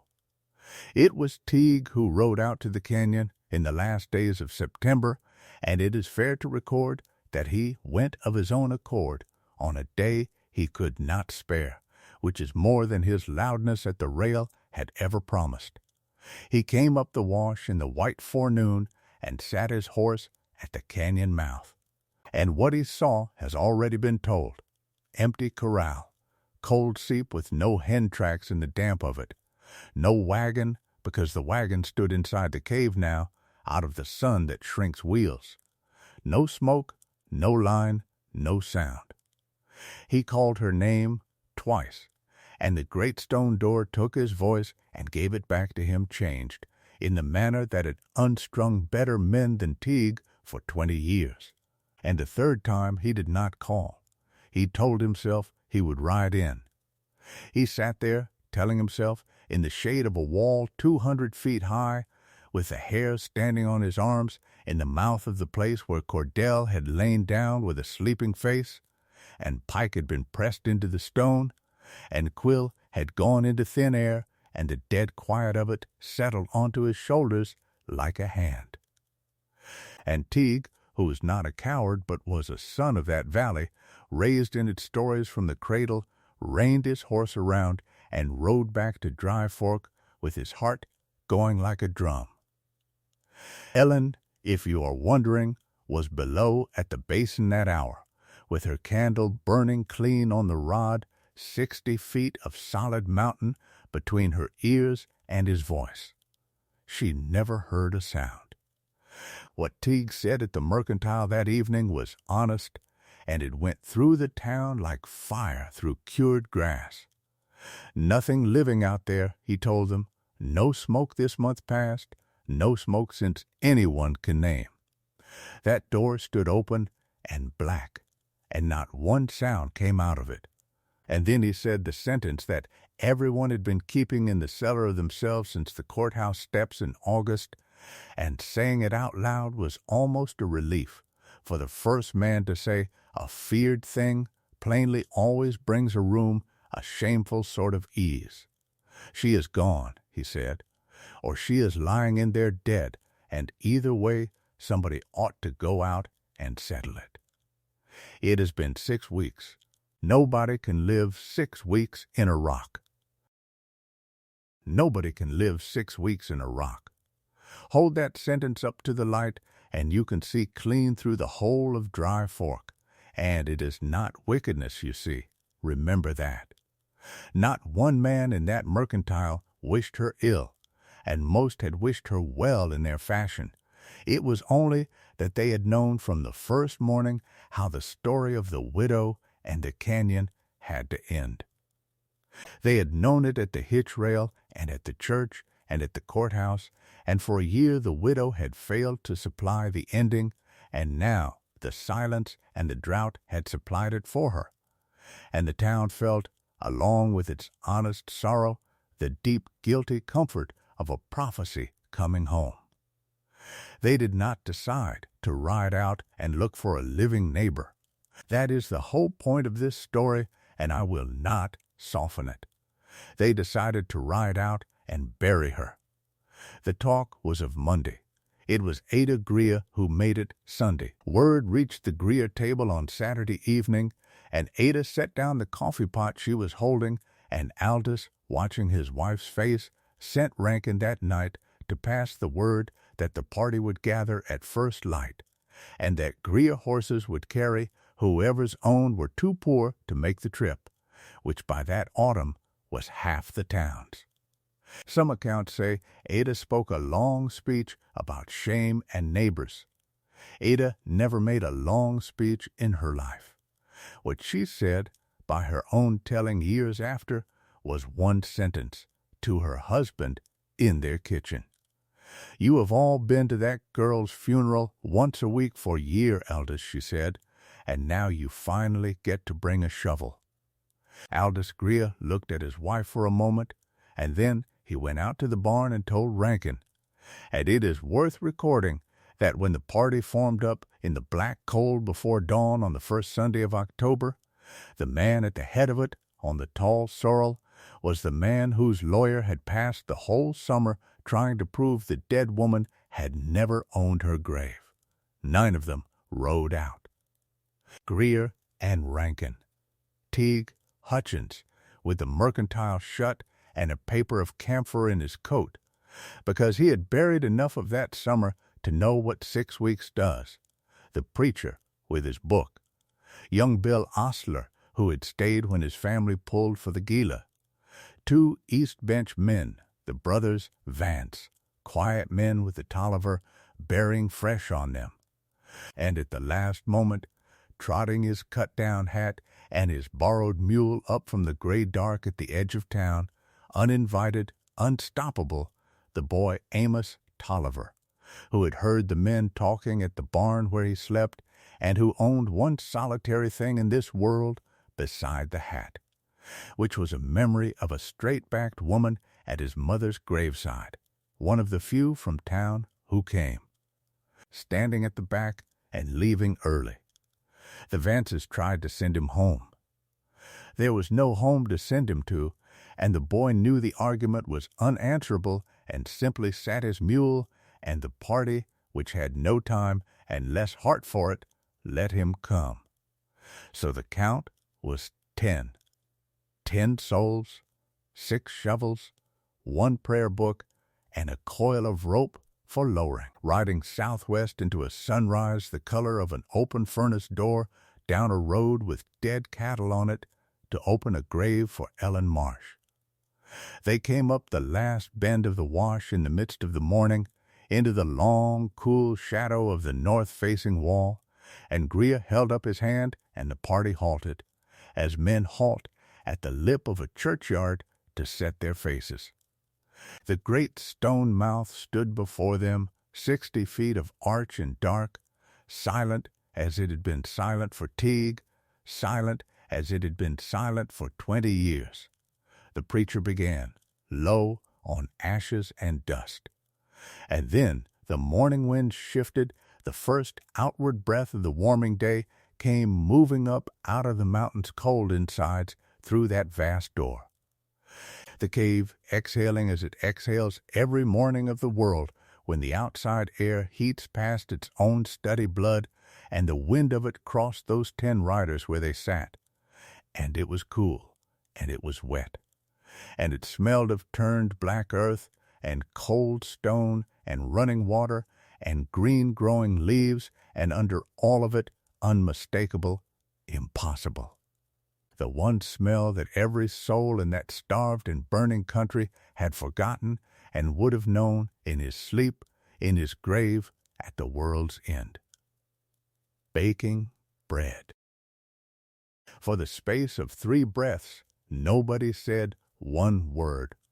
Horses that had been drooping on their feet since the town line came up out of their misery all together, 10 heads swinging to that dark doorway with their nostrils flared wide, because a horse does not have a theology about caves. A horse has a nose, and every animal in that party had just been told there was water in the mountain. The preacher stood with his book open and his place lost. Teague had gone a color that was not sunburn, and Aldous Grier sat very still on the tall sorrel with his own face doing something no man there had ever seen it do, which was change its mind in public. And what he said, when he said anything, he said quietly, and he said it not to the party at all. He said it to the mountain. Well, I will be damned. They went in on foot, leading the horses, which would not have consented to be left, and the shovels stayed lashed to the saddles, and every man of them made the same walk that Ellen had made alone 13 months before, out of the white hammer of the light and into the shadow of the arch, and their scorched eyes, blind at first in that dimness, filled slowly with what the town of Dry Fork had spent 20 years refusing to look at. And I want to slow down now and give it to you as it came to them, 1 sense at a time, because the men who were there told it that way for the rest of their lives, at the mercantile, at the church suppers, to their children and to their children's children, and no 2 tellings ever disagreed on the order. Sound came first. Water, running, not the sad tick of a failing seep, but a live, braided pour of it somewhere back in the dark, steady as a hymn, and threaded through that sound a homiliar one that took several of them a moment to place, because it had gone out of their world without their marking it. Hens, fat, contented, conversational hens, muttering over gravel someplace in the cool. Then the light. 40 steps in, the gloom of the entrance opened out, and there in the middle of that vast stone room stood a thing that more than one of those men flinched from before his mind could name it. A solid column of sunlight, wide as a cabin, falling from a bright rent in the vaulted dark 100 feet up, falling the whole way down like something poured, with the dust and the smoke of the place turning in it, and where it struck the cave floor, it lit an acre of the impossible. Green, rows and rows and rows of green, in 6 long stone-walled beds laid out neat as psalms, lettuce in loose bright heads, the feathered tops of carrots, beets standing red-shouldered out of black soil, charred like green lamplight, beans on strings.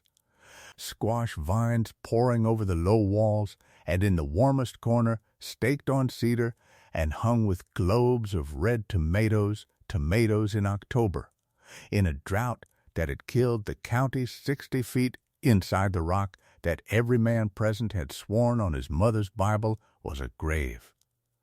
Beside the beds a wooden trough line ran shining with cold water, dropping from stone pier to stone pier back into the dark toward the sound of the pour. Bushel baskets stood in a row against the south wall, heaped carrots, beets, onions, turnips, drying beans, a wall of provender out of a church picture harvest. A gray burro stood among them, switching its tail, regarding the visitors without excitement, and a yellow dog came out of the green rows, wagging its whole hindquarters, delighted, as dogs are, to have company at last. There was a plank table on stone trestles, there was a small iron stove, and a stone furnace throat under the great bright rent, breathing its thin smoke upward into the light. And on the table, on a board, with a cloth over them, and the cloth's corners lifting in the cave's slow cool breath, stood 4 loaves of bread, and the smell of them filled that stone room wall to wall. The smell of a kept house, a tended hearth, a world that had not ended. And from behind the beds, straightening up out of the rows with a basket on her hip and her sleeves rolled to the elbow, dirt on her hands and her braid pinned up under a kerchief, and her face filled with the ordinary mild vexation of a housewife who is not swept, and here is the whole county on her doorstep, Rose Ellen Marsh. 23 years old now, 14 pounds of a hard year lighter, alive as a running spring. She looked at the 10 of them standing at the edge of her light with their hats coming off one by one, and her eyes went along the row of them, and it has to be told, because every man there told it on himself, her eyes stopped on the saddles, on the shovels. 6 shovels and a coil of lowering rope, and she was a surveyor's daughter, and there was nothing on this earth she could not read. And every man in that party watched her read the purpose of their visit off their saddles in one long second, and there was not one of them, to his dying day, who ever forgot the silence while she did it. If she had laughed, they could have borne it. If she had cursed them, they could have borne it better. What she did was set down the basket and wipe her hands on her apron and say, in the tone a woman uses when the neighbors have caught her at her baking, "You had better bring those poor horses in out of the sun. They have been smelling the water since the wash, and it is cruelty to make them stand there." That was all. That was the whole of the speech. There is no scene in this story where Ellen Marsh stands in her doorway of stone and asks the folk of Dry Fork, who the shovels were for. And because she did not ask it, no man there was ever able to put the question down, and it worked on them all their lives, the way a mercy always outlasts an argument. What broke the stillness in the end was the horses themselves, dragging at the reins. And then it was all motion. 10 animals watered in turns at the runoff pool below the trough line, where the bed's leavings gathered before slipping away into the dark, the horses plunging their faces to the eyes in cold, sweet water, while grown men stood at their shoulders and watched them drink like men watching a fever break. Greer's tall sorrel drank so long its rider finally hauled its head up out of simple medical caution. And Aldous Greer stood there with his hand on the wet muzzle in the middle of the drought of 1887, listening to 5.5 barrels an hour fall out of a mountain he had spent the summer trying to take at law, and whatever sums were running behind the pale eyes.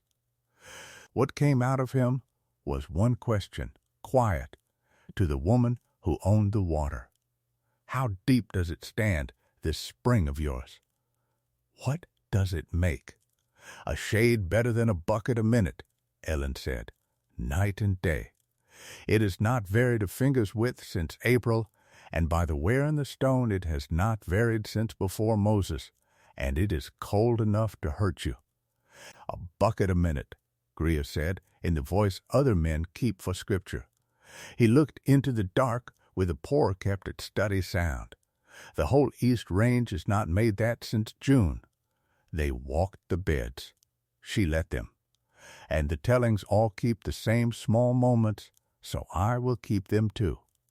Hutchins, the storekeeper, standing over the drying beans, doing sums with his lips moving and stopping, and taking off his spectacles and cleaning them and putting them back on, not because they were dirty, but because a man needs something to do with his hands when his ledgers have failed him. I have counted beans my whole life, Hutchins said at last, to no one in particular, and I cannot make these come out a lie. One of the Vance brothers stood over the drying rows a long time, and finally said only Ruth would have wept to see this, and nobody answered him, because it was true and there was nothing to lay beside it. The preacher at the tomato corner, touching one red globe with a forefinger, exactly the gesture of Thomas the Doubter, and saying, "To nobody I preached on manna out of a rock this very summer, and I did not believe one word of my own mouth." Teague, loud Teague, silent as a stone the whole visit until, down by the water troughs, he turned his hat around twice in his hands and got out, "I sat my horse at your door last week, ma'am," and hollered and rode away. I want it known I am not proud of it. And Ellen, who was slicing bread at the plank table by then, said only, "The door gives a voice back strangely." It scared me the first month, too, which was a mercy dressed as a fact, and Teague wore it home. And the boy.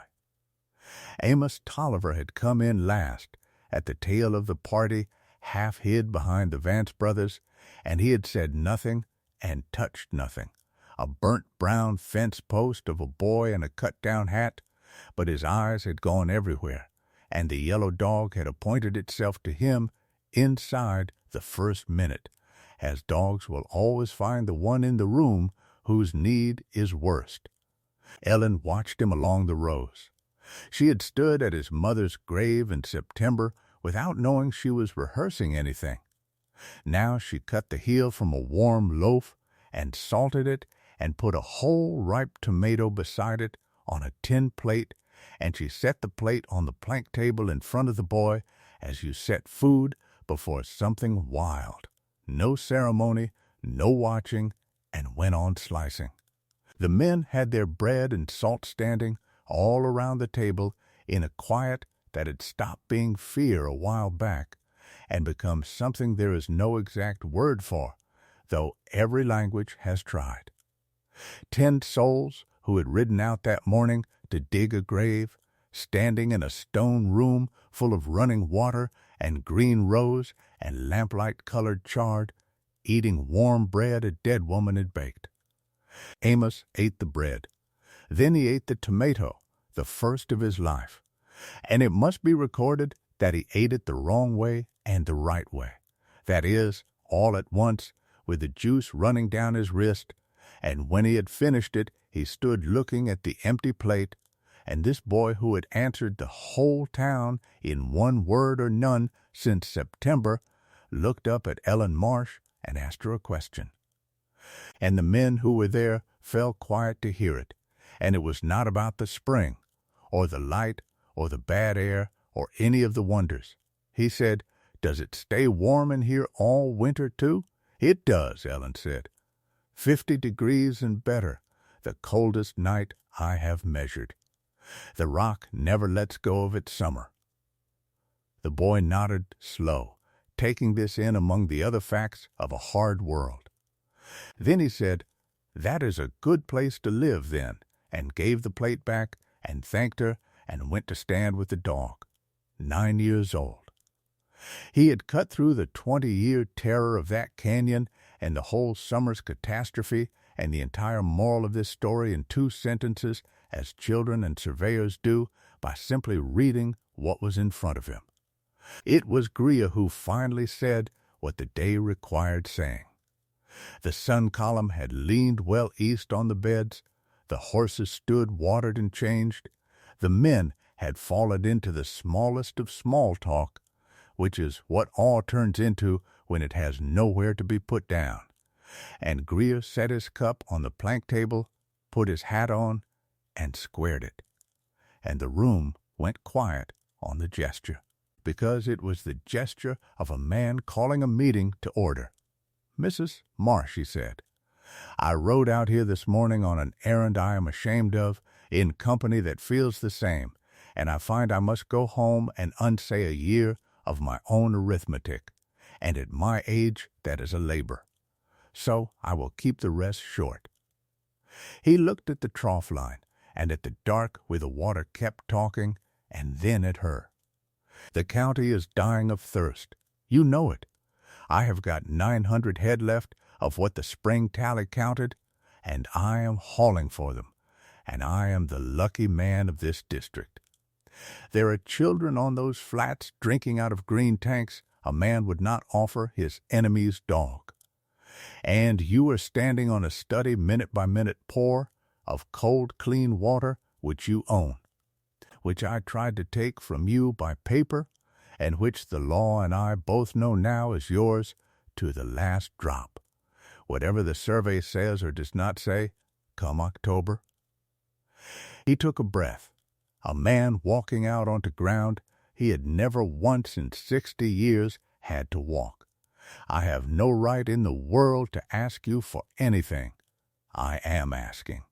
And the whole stone room, the men, the boy, the preacher with his thumb still in his book, the hens muttering in the cool, all of it hung there waiting on the answer of a woman that town had laughed at, named, pitied, prophesied into her grave, and finally ridden out to bury, and Ellen Marsh looked back at Aldous Grier.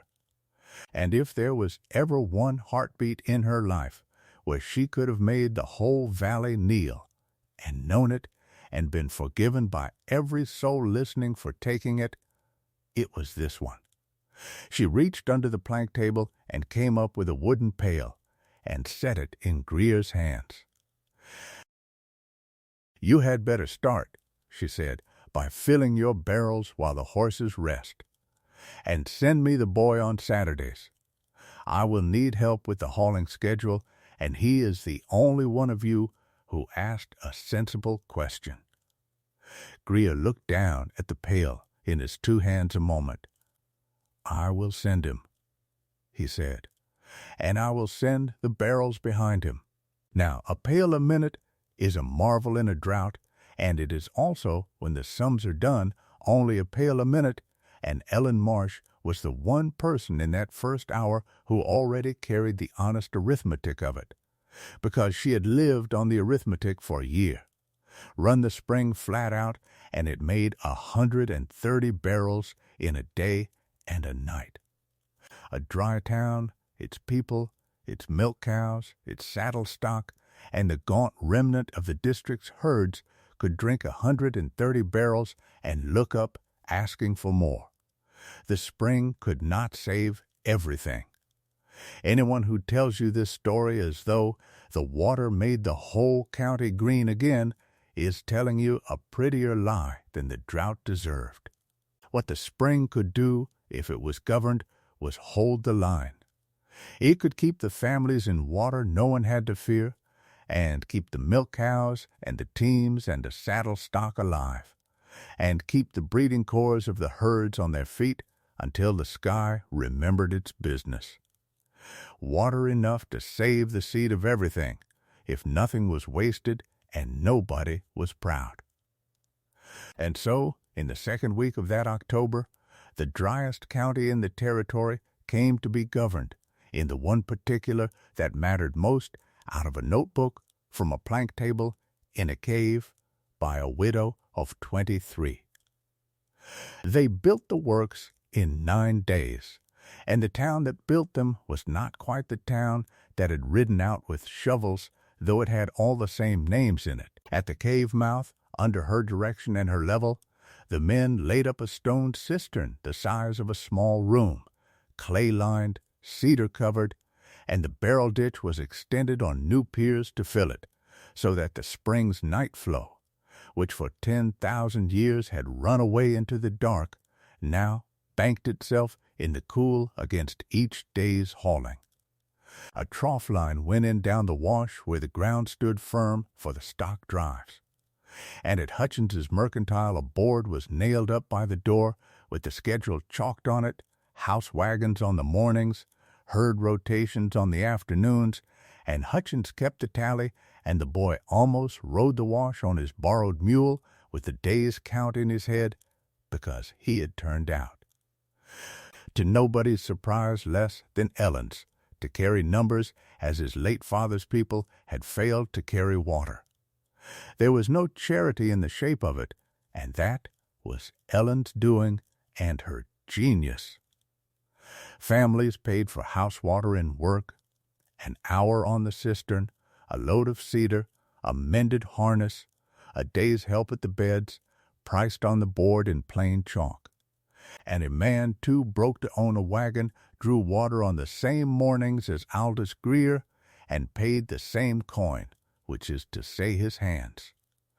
For the herds she took payment in kind and in paper, hay futures, fence posts, lumber, a heifer here and a sow there, all of it written down, all of it read aloud to whoever signed, because she had been on the wrong end of paper, read silently, and had promised herself, over a leather folder in a burnt dooryard 14 months before, that no neighbor of hers would ever be. And Greer's herd was watered first. I want that set down, as the county set it down, because the county never got over it.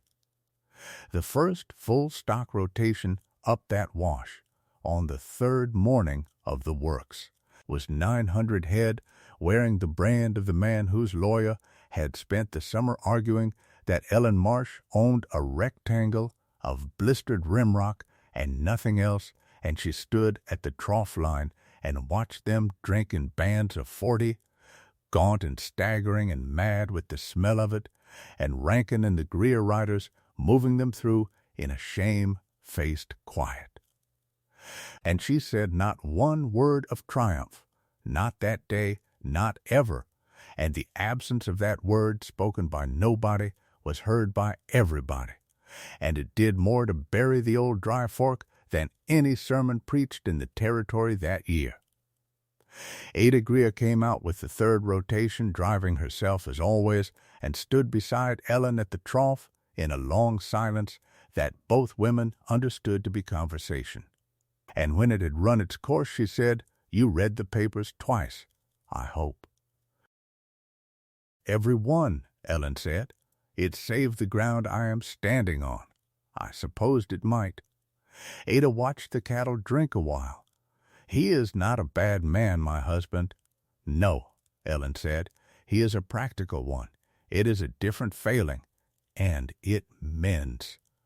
And it mended in public at Lordsburg on the second Tuesday of October in the little room over the county offices, and the mending took 4 minutes. The county surveyor had gone out with his chains while the waterworks were building, and had run the clerk's copied description and watched it fall to pieces on the ground exactly as predicted, and had then run the courses out of Garrett Dunham's field book, and his report, read into the record, said that the Dunham traverse closed upon itself within the width of a chiseled scar, that the witness corner stood where the dead man's hand said it stood, marked as the dead man's hand said it was marked, and that in the surveyor's professional opinion the error lay in the county's copying and nowhere else.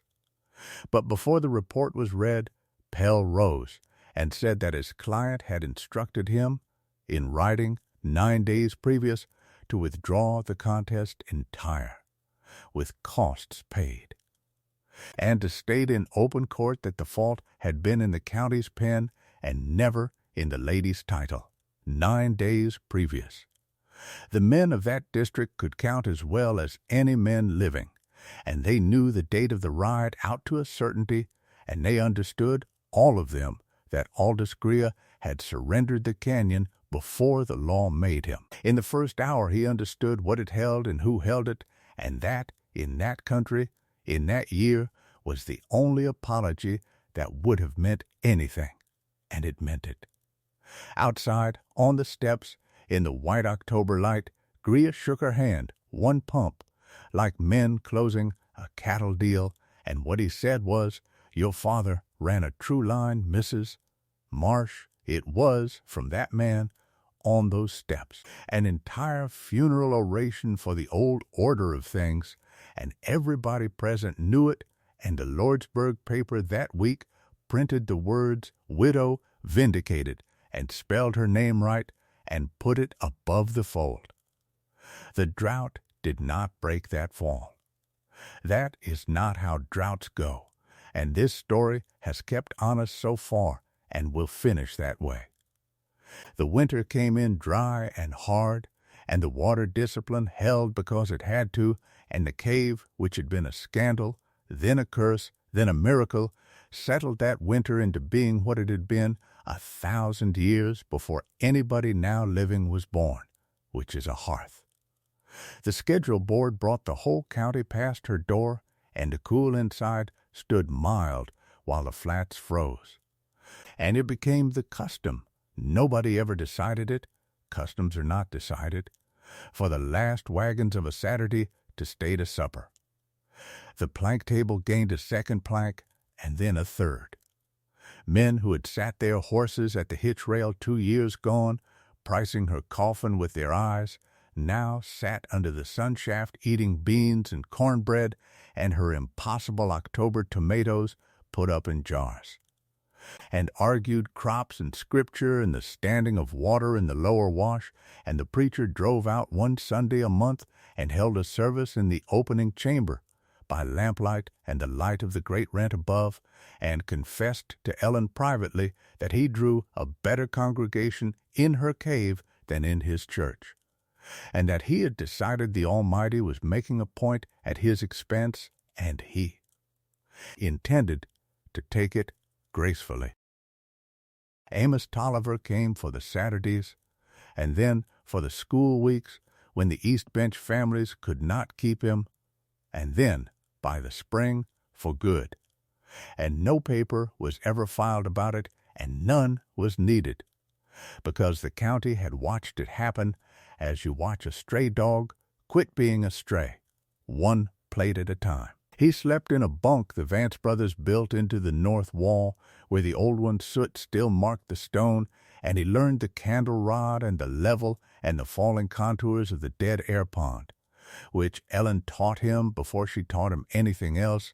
The fire does the breathing, there are no small errands, and by his 11th year he could run the hauling tally, read a traverse, and time the spring against a dead man's watch, which she had put into his hands one evening without any speech at all, and which he carried the rest of his long and useful life.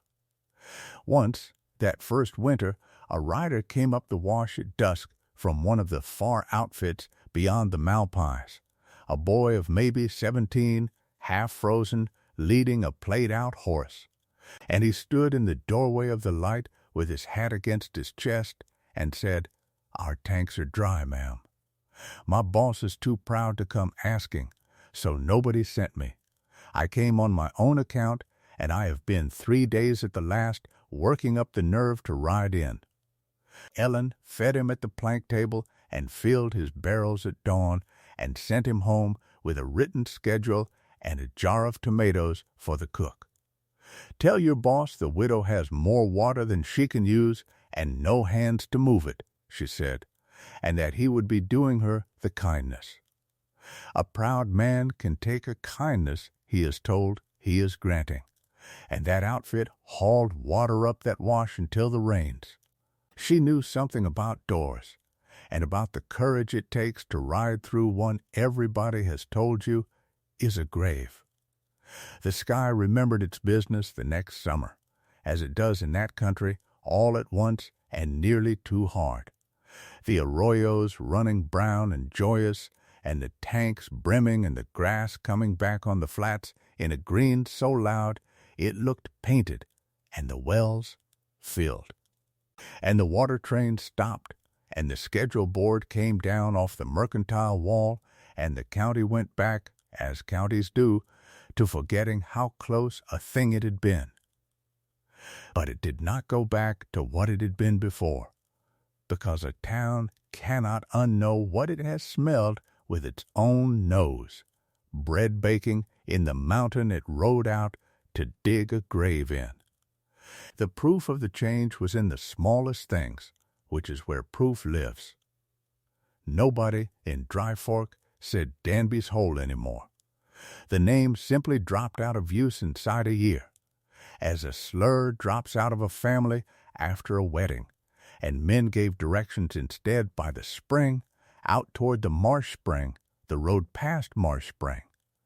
And when the new county map was drawn at the end of the decade, the draftsman who had learned his trade respecting field books wrote the words Marsh Spring in fine italic across the canyon that an older map had marked with nothing at all, and that is the name it carries to this day, on the maps and on the land, though the woman it is named for never once called it that herself.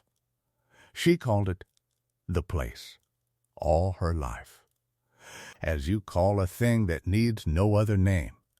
And the Surveyor General's office, when the boundary matter and the corrected plat crossed its desk, sent a clerk's letter, dry as all such letters, requesting that the field book of the late Deputy Surveyor Garrett Dunham be made available for transcription, that his original courses might be entered upon the corrected record of the township.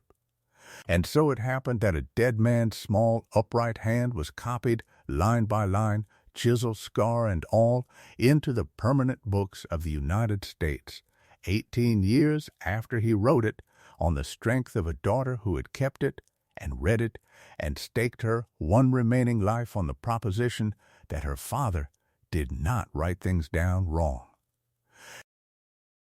She lived there all her days, and they were many. She saw the railroad spur come and the motor cars after it, and government men with gauges came twice in her lifetime to measure the spring, and it made its bucket a minute for them both times, and one of them, the young one with the university behind him, walked the gallery with her and her candle rod and used the words carbon dioxide and thermal mass and convective draft. And she nodded politely at each one, as a woman nods at a stranger who has told her her own child's name, and then she showed him her father's 4 pages. And the young man read them twice and took off his hat, in the manner of a man who knows original work when he sees it, and asked carefully whether the book might ever come to a museum. It might, she said, in its time. It was still working. The beds never missed a season in her keeping. 52 winters of lettuce in January, tomatoes ripening in the stone cool, while the flats froze or burned by turns, the draft fire lit at gray dawn every morning of every one of those years, Rule 1, no exceptions, and the pond of heavy air held down at boot height in the deep gallery where it lies to this hour, patient as ever, waiting on the carelessness of some future soul who does not read what is in front of them. The hens begat hens. The yellow dog begat, against all instruction, a dynasty. Amos Tolliver grew up in the light of the sun shaft, went away to be schooled as a surveyor, which surprised no one, and came home to the territory to run true lines across it for 40 years with a brass compass and a certain watch in his pocket. And he brought his own children back to the place at Christmas, and they hunted the old corn cobs in the dust of the north wall and drank from the basin, and were told, each of them at the proper age, the whole of this story with the shovels left in. And on an evening late in her life, one of those grandchildren by love, a girl with a notebook open on her knees, asked Ellen the question you may be holding yourself right now at the end of all this. Did you ever hate them? The girl said. The town, the ones at the rail, the ones who named you, the ones who came out with the shovels. Ellen Marsh sat a while in the doorway of the light, an old woman in the mild breath of the mountain, with the spring talking its low, steady talk in the far room, as it had talked the night she first came, as it talks tonight. And she gave the girl her answer. Hating them would have been like hating the drought, she said. They were dry people in a dry year, doing what dry things do. You cannot hate a body for that. You can only show them water. The spring still runs, the beds still bare, and the land out there remembers, the way land remembers everything. The woman everyone else had given up on, who buried her husband at 22, and bought a grave with her last $8 and turned it into the door the whole valley walked through to live. One day at a time, one bucket a minute, in a place every other soul had ridden around for 20 years, because they had heard it would kill them, and never once stood still at its threshold in the cool of the morning long enough to feel it breathe.